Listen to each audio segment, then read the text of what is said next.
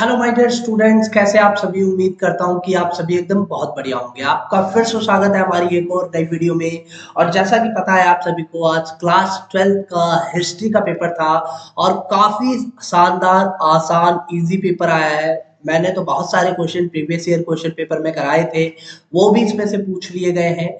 चलिए फटाफट से देख लेते हैं कौन कौन से क्वेश्चंस आपके इसमें आए हैं और किसके आंसर क्या क्या होंगे। हम सारे एमसीक्यू क्वेश्चंस को करेंगे और फिर जाकर हम मैप वाले क्वेश्चंस को भी करने वाले हैं।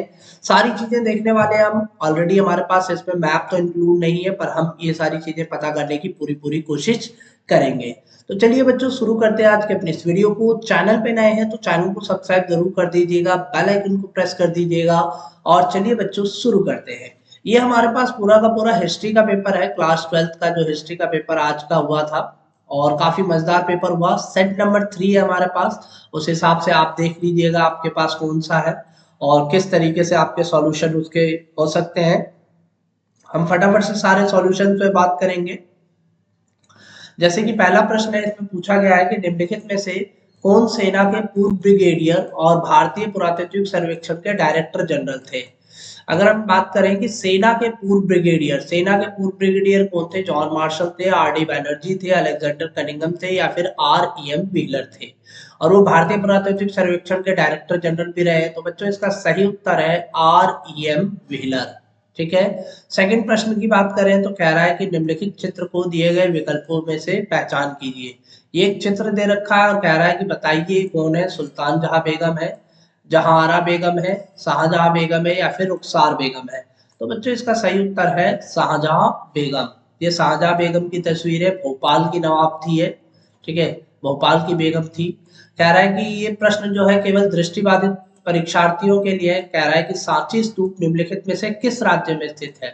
उत्तर प्रदेश में, अरुणाचल प्रदेश में, मध्य प्रदेश में या फिर आंध्र प्रदेश में। तो बच्चों इसका सही उत्तर मध्य प्रदेश है। ऑप्शन नंबर 20 का सही उत्तर हो जाएगा। आगे चलते हैं अपने अगले प्रश्न की तरफ। तीसरा प्रश्न है हमारा और इसमें कह रहा है कि हड़प्पा संस्कृति के संदर्भ में निम्नलिखित में से कौन सा कथन सही है। अधिकांश हड़प्पा स्थल अर्ध शुष्क क्षेत्रों में स्थित थे। हड़प्पा स्थलों में संबद्ध कृषि के लिए सिंचाई की आवश्यकता नहीं पड़ती थी। हड़प्पा पुरास्थलों में नहरों के अवशेष नहीं मिले हैं। हड़प्पा पुरास्थलों में लोहे के फाल वाले हलों का प्रयोग किया जाता था। तो बच्चों देखो, इसमें एक ही सही है, ऑप्शन नंबर ए। अधिकांश हड़प्पा स्थल जो है अर्ध शुष्क क्षेत्रों में ही मिले हैं। बाकी ये तीनों की तीनों स्टेटमेंट जो है वो पूरी तरीके से आपकी क्या है, गलत है। ठीक है।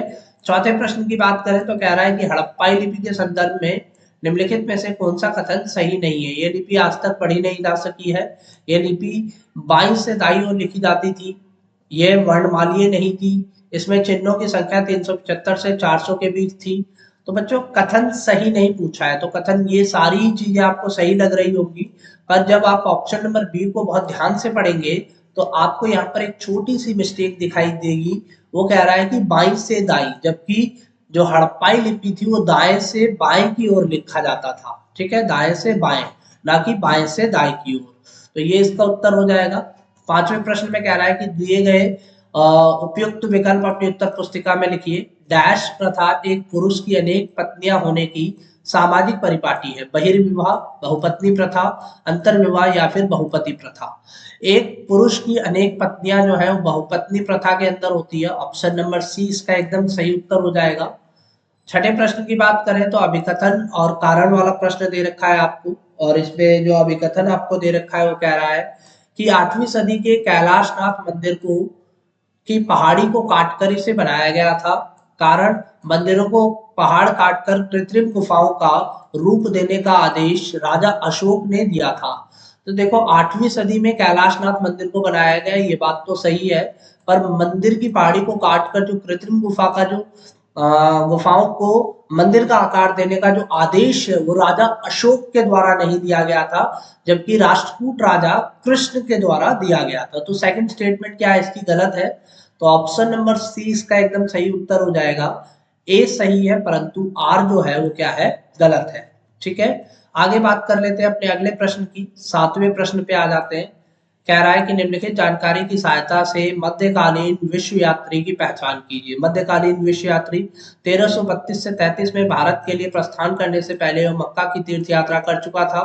दिल्ली के सुल्तान मोहम्मद बिन तुगलक ने उसे दिल्ली का काजी या न्यायाधीश नियुक्त किया था? तो अगर हम बात करें मक्का जाने वाला एक ही यात्री है इसमें, और जो सुल्तान मोहम्मद बिन तुगलक के शासनकाल में भी आया था। कौन है वो? अब्दुल रज्जाक है, इब्न बतूता है, अल बिरूनी है, या फिर सैदी अली रईस है? तो उसका नाम है option number C, Ibn Battuta. ठीक है, इब्न बतूता इसका एकदम सही उत्तर हो जाएगा। आठवें प्रश्न की बात करें तो कह रहा है कि निम्नलिखित को काल क्रमानुसार व्यवस्थित कीजिए और नीचे दिए गए विकल्पों में सही विकल्प का चयन कीजिए। अशोक का शासन, सिकंदर का आक्रमण, गुप्त वंश का शासन, कर्नाटक में चालुक्यों का उदय। तो देखो सबसे पहले जो होगा वो क्या होगा? सिकंदर का आक्रमण होगा, उसके बाद अशोक का शासन आएगा, और उसके बाद गुप्त वंश का शासन, और सबसे लास्ट में जो होगा वो कर्नाटक में चालुक्यों का उदय होगा। तो सबसे लास्ट में फोर्थ होना चाहिए और सबसे पहले सेकंड होना चाहिए। सबसे पहले सेकंड ऑप्शन नंबर सी में है और सबसे लास्ट में फोर्थ है। ठीक है, तो ऑप्शन नंबर सी आपका एकदम सही उत्तर हो जाएगा। अगले प्रश्न पर जाने से पहले मैं आपको बता दूं कि अगर आप हमारे चैनल पर नए हैं तो चैनल को सब्सक्राइब जरूर कर लीजिएगा, बेल आइकन को प्रेस कर लीजिएगा, क्योंकि ये चैनल आपको इस तरह की लगातार वीडियोस देता रहता है। निम्नलिखित में से सिखों के किस गुरु ने आदि ग्रंथ साहिब का संकलन किया? गुरु नानक देव जी ने, गुरु अर्जुन देव जी ने, गुरु हरगोविंद साहिब जी ने, या फिर गुरु गोविंद सिंह जी ने? आदि ग्रंथ साहिब का संकलन जो है वो गुरु अर्जुन देव जी के द्वारा हुआ था, जो सिखों के 5वें गुरु थे। ठीक है, 10वें प्रश्न की बात करते हैं। कह रहा है कि निम्नलिखित जानकारी को ध्यानपूर्वक पढ़िए और इस दरगाह का स्थान नीचे दिए गए विकल्पों में से पहचानिए। ये शेख सलीम चिश्ती की दरगाह है और अकबर ने इस दरगाह का कई बार दौरा भी किया है। तो अगर हम बात करें शेख सलीम चिश्ती की दरगाह कहाँ है? अजमेर में है, आगरा में है, दिल्ली में है, या फिर फतेहपुर सीकरी में है? तो इसका सही उत्तर ऑप्शन नंबर ए है, अजमेर। अजमेर के अंदर ही शेख सलीम चिश्ती की दरगाह है और अकबर ने इस दरगाह पर कई बार यात्रा भी की है। 11वें प्रश्न की बात करें तो कह रहा है कि मुगल ग्रामीण समाज का निम्नलिखित में से कौन सा विवरण सुमेलित है? देखो रैयत जो है वो नाविक नहीं है, रैयत किसान है, तो ये इससे मैच हो गया। मल्लाह नाविक है, ठीक है। सराफा बैंकर है, तो ऑप्शन नंबर डी ही बचता है जो आपका एकदम मैचिंग है। ठीक है, मनसबदार और सैनिक नौकरशाह, तो ऑप्शन नंबर डी इसका एकदम सही उत्तर हो जाएगा। 12वें प्रश्न की बात करें तो कह रहा है कि स्तंभ फर्स्ट का मिलान स्तंभ सेकंड से कीजिए और सही विकल्प का चयन कीजिए। स्तंभ फर्स्ट में मंदिर है, स्तंभ सेकंड में क्षेत्र दे रखा है। बृहदेश्वर मंदिर कहाँ पर है? बृहदेश्वर मंदिर तंजावुर में है। हजार राम मंदिर की बात करें तो विजयनगर के अंदर है। ठीक है, तो फर्स्ट का बी से मैच होने वाला एक ही ऑप्शन आपको दिख रहा है, यानी आपका ऑप्शन नंबर सी एकदम सही उत्तर हो जाएगा। थर्ड का आपका ए का मैच हो रहा है, थर्ड का ए मैच हो रहा है इसमें। ठीक है, एकदम सही है। 13वें प्रश्न की बात कर लेते हैं। 13वें प्रश्न में कह रहा है कि निम्नलिखित जानकारी की सहायता से 16वीं और 17वीं शताब्दी के दौरान जंगली कबीले की पहचान कीजिए। असम में जंगली कबीलों के सरदार राजा बन गए। ये जमीन के बदले सैनिक सेवा देते थे। इन्होंने जंगली हाथी पकड़ने पर अपने एकाधिकार का ऐलान कर रखा था। तो कौन से थे? लोहानी कबीला, संथाल कबीला, अहोम कबीला, या फिर मुंडा कबीला?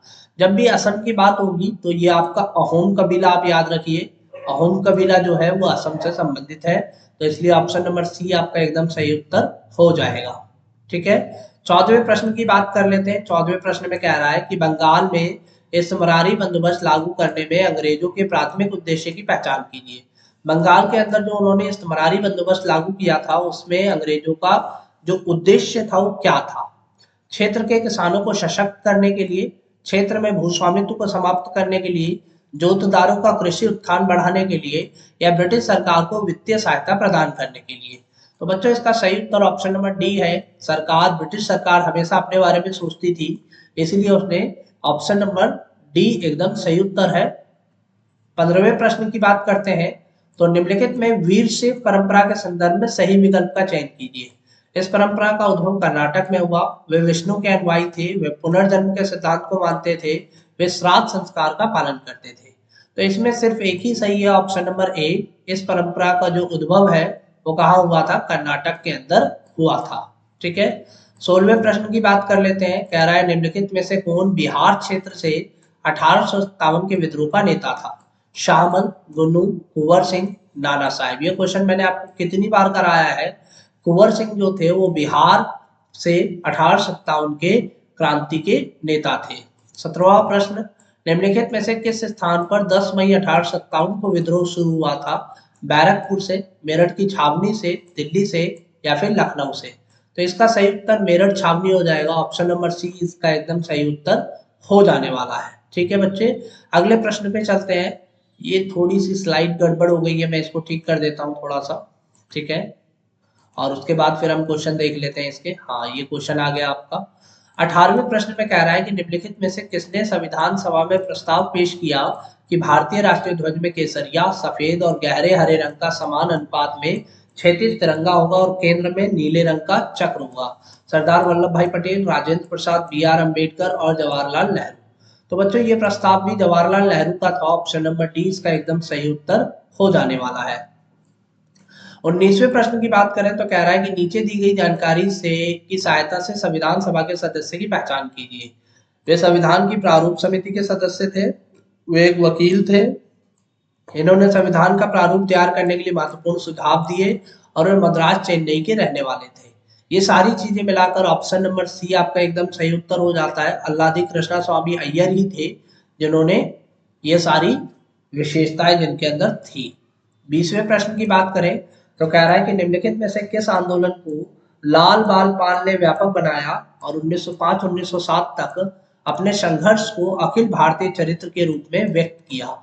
लाल बाल पाल का जो जब भी नाम आता है तो 1905 से लेकर 1907 तक कौन सा आंदोलन चलता है? गदर आंदोलन, स्वदेशी आंदोलन, सत्याग्रह आंदोलन या फिर किसान आंदोलन? तो इसका सही उत्तर हो जाता है ऑप्शन नंबर बी, स्वदेशी आंदोलन। ठीक है बच्चे, इसको मुझे फिर से एक बार ठीक करना पड़ेगा। ठीक है, और मैंने इसको ठीक कर दिया है। अगले प्रश्न पर चल लेते हैं। ये 21वां प्रश्न थोड़ा सा धुंधला हो गया तो हम इसको इंग्लिश में देख लेते हैं। ठीक है, कह रहा है कि who among the following describe the following line for kingdom of Awadh? Kingdom of Awadh के बारे में ये किसने कहा? A cherry that will fall into our mouth one day. ये गिलास फल एक दिन हमारे मुंह में आकर ही गिरेगा। तो ये किसने कहा? लॉर्ड कॉर्नवालिस ने, लॉर्ड वेलेस्ली ने, लॉर्ड कैनिंग ने या फिर लॉर्ड डलहौजी ने? तो बच्चों इसका सही उत्तर ऑप्शन नंबर सी हो जाएगा। लॉर्ड डलहौजी के द्वारा ये चीजें कही गई थी। अब फटाफट से देख लेते हैं अपने मैप वाले क्वेश्चंस को कि मैप वाला क्वेश्चन किस तरीके का है और मैप में क्या पूछा गया है। ठीक है, मैप तो खैर हमारे पास यहाँ नहीं है, पर एक रफ मैप में आप समझ जाएंगे उसको कि आपने कहाँ कहाँ भरा होगा उसे। फटाफट से मैप वाला क्वेश्चन देख लेते हैं। हाँ, ये आ गया आपका। यहाँ पर मैप वाला क्वेश्चन है, निम्नलिखित जगहों को आपको दिखाना था। बनावली, विकसित, हड़प्पापुरा स्थल। बनावली जो है वो हरियाणा के अंदर है, इसको मैंने भरवाया भी था। भरूच बौद्ध स्थल, ठीक है, इसको भी आप भर सकते हैं। आगरा मुगलों के अधीन क्षेत्र, दिल्ली के पास में भरा होगा, दिया दिल्ली मुगलों के अधीन क्षेत्र, दिल्ली को आपने भर दिया होगा। ए और बी अंकित किया गया है, जो भारतीय राष्ट्रीय आंदोलन के केंद्र थे इनको पहचानिए, इनके साथ खींची गई रेखाओं में इनके सही नाम लिखिए। तो ये तो हमारे पास मैप है नहीं जो हम बता पाए कि क्या आपसे पूछा गया था। आई होप आपने उसको सही से ही भरा होगा। और ये वीडियो आपको कैसी लगी, पसंद आई तो चैनल पे नए हैं तो चैनल को सब्सक्राइब जरूर कर दीजिएगा, बेल आइकन को प्रेस कर दीजिएगा। इस वीडियो को जितना ज़्यादा हो सके उतना ज़्यादा शेयर कीजिए ताकि एक बेहतर मोटिवेशन हमें मिल सके। चलिए बच्चे, फिर मिलते हैं नई वीडियो में नई अपडेट के साथ। तब तक के लिए जय हिंद।